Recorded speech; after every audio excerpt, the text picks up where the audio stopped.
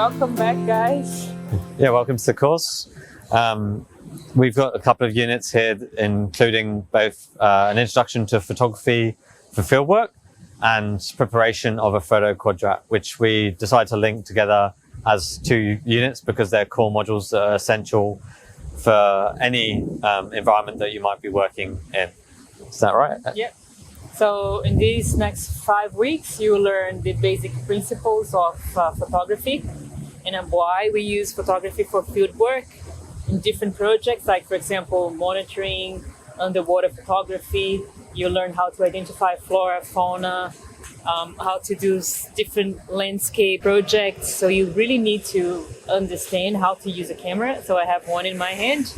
So that's the one we have at our courses. It's a TG6. It's an underwater camera, and you can change the settings. So you learn all about the settings, how to change the main aperture, what else, the ISO for certain subject. So we call like the object you're gonna take a photograph of, it's called the subject.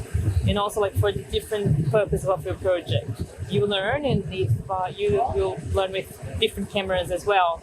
So with the photo quadrat as part of the other unit, we'll get you to the point where you'll feel confident to be able to put one of these together yourselves. For if you're out surveying in an environment like this with the rocky shore behind us in the intertidal zone, and show you the differences between using one of these by itself with different methods or installing a camera and combining the two to take still photos of your subject to then make the comparisons that you need to. So you can see that we've combined those two units because both principles behind the camera and a quadrat can be taken into multiple different marine habitats and terrestrial nearshore habitats too. Yeah, and again, the quadrats can be this big, which is 50 centimeters by 50 centimeters, or can be small, 10 centimeters by 10 centimeters, or even large as a square meter quadrat. So it depends on the type of habitat you have, the distribution of organisms. It will determine what is the best quadrat size for your project.